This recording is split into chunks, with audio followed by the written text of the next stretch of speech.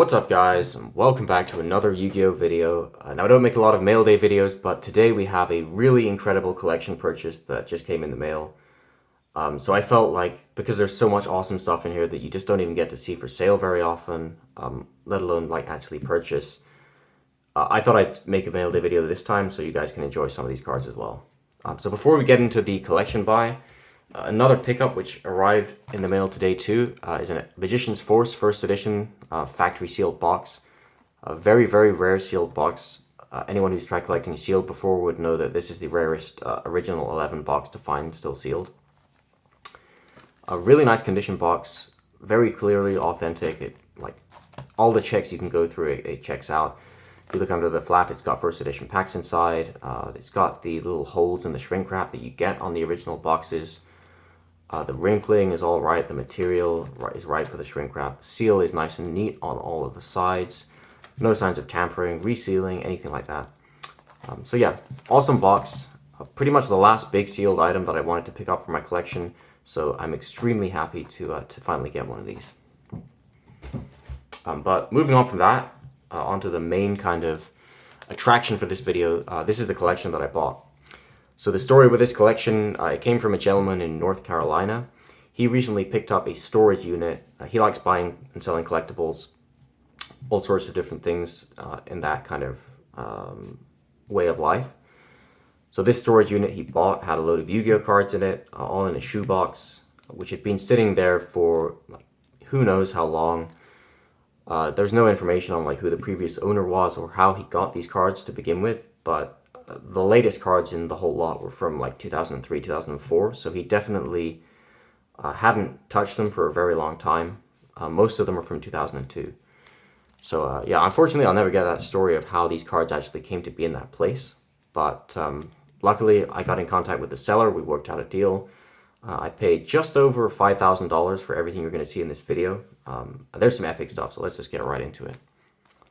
The beginning is stuff which I wasn't that bothered about picking it up, but he wanted to sell it all in one go, so I was happy to buy these anyway. He didn't ask a lot of money for them. So we got some old school supers, just unlimited, and again with ultras. Some pretty cool cards, and a lot of them are in great shape too, but I'm not sure if it's really worth grading this kind of stuff when it's not first edition. Especially with how expensive PSA and BGS are these days. We got the classic gold letter misprint, Gaia the Dragon Champion. One of the most common misprints in old school Yu-Gi-Oh, to be honest. It's still funny, I find it funny when you see sellers who always like discover these in their box of cards and they think, oh wow, this must be an incredible misprint. So you get a lot of these listed on eBay for like $5,000 or whatever. In practice, it's extremely common. Honestly, like it's not that much less common than a regular original print Gaia with secret lettering, but it's still a cool card to see, especially when it's in good shape. Reverse foil Thousand Dragon there. And now we're getting into the cards which to me were the most interesting in this lot, which are the faded cards. So the first couple here are just like plain unlimited Metal Raiders. Nothing too crazy. Then we got some better condition faded MRD. So this is pretty awesome. All of these here are about as faded as you find Metal Raiders. So very cool to see. And they're in great shape as well. So nothing like too crazy in terms of the value on these. I guess maybe like $100 for, you know, the Time Wizard, something like that. But obviously they're worth a lot less than first edition. Then we have the same for LOB. These are not wavy, these are just 1.5 print, but still very cool to see these cards with this kind of fade. I mean, some of the colors on these are just ridiculous. So that's awesome, especially the Flame Swordsman.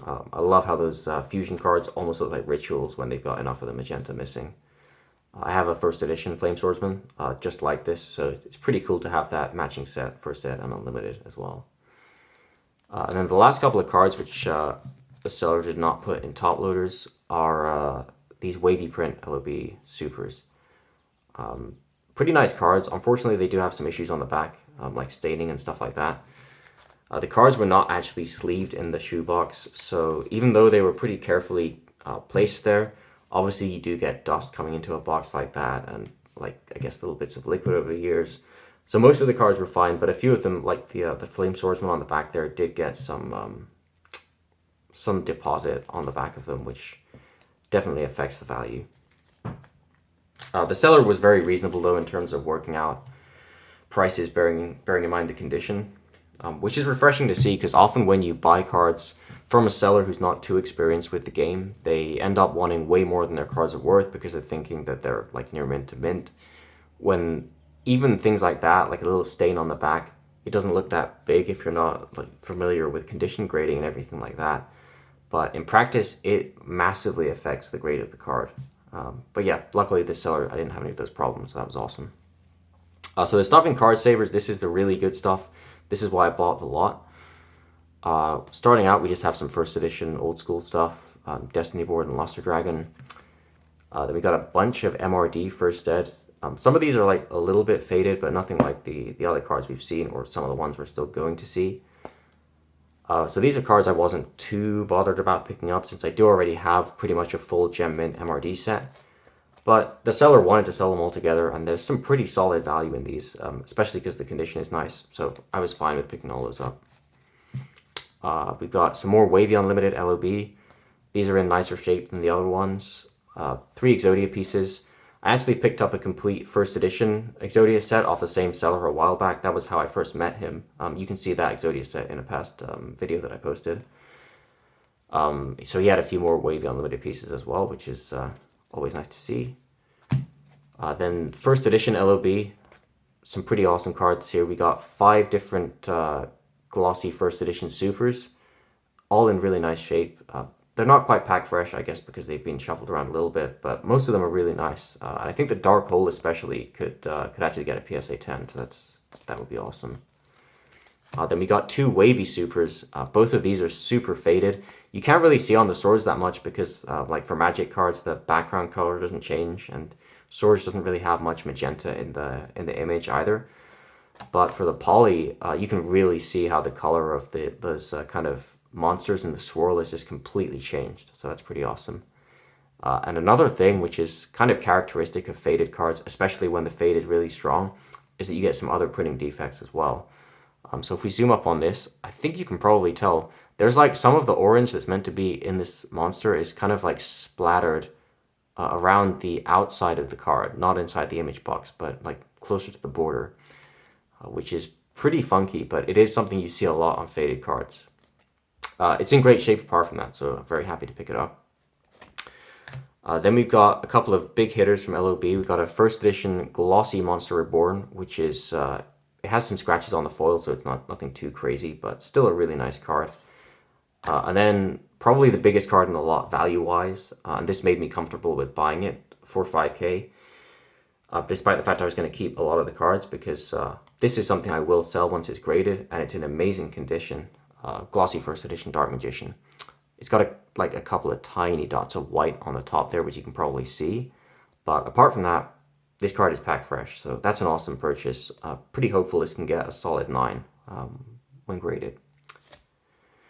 So now we're getting into the really cool stuff, which was like the main thing that motivated me to want to buy these cards from the seller in the first place, because the last few cards we're going to go through here are just stuff you cannot find for sale anywhere. And I really mean you can look for a year and not even find anyone who has the cards, let alone is willing to sell them. So the Trihorn Dragons aren't quite as rare as some of the other things, because Wavy Unlimited Trihorn Dragon in general is pretty easy to find. It's the easiest to find Wavy Unlimited Hollow. This one is somewhat faded. The other one, which is in amazing condition, is super faded.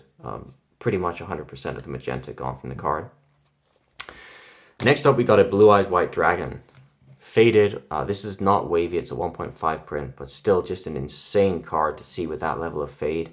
And this card's pack fresh as well, nothing wrong with it, which is just incredible. I do obviously have a first edition Gem Mint Wavy Blue Eyes with a similar color to this, but in general these are just so rare to see. Barely anyone has one, like I said, and actually finding one for sale that's clean is just impossible, regardless of whether it's wavy or not. So I'm very happy to add that one to the collection. I'll be grading this one for sure, and I may sell it depending on how I feel when it comes back. Then next up we have another faded Blue Eyes White Dragon. Slightly less faded than the last one, but this one is also wavy print, so that's insane. I don't know, some of you guys probably haven't like spent a long time looking for these sorts of cards, so you're probably not aware of like how rare exactly they are. But honestly, this is a card you will never see for sale. Or if you do, it's an incredibly lucky, chance that you've got. Super happy to add this to the collection. The condition isn't quite as good as the 1.5, but it's still really clean overall. So just an incredible card. And the last card, you're probably wondering like what can beat a faded wavy Blue Eyes White Dragon. But to me, the final card is even more impressive because it's the first time I've ever even seen one like it in my whole time collecting. And that is a faded wavy Red Eyes Black Dragon Unlimited. Just a gorgeous card. This is pretty much like the most nostalgic looking card to me that you can get.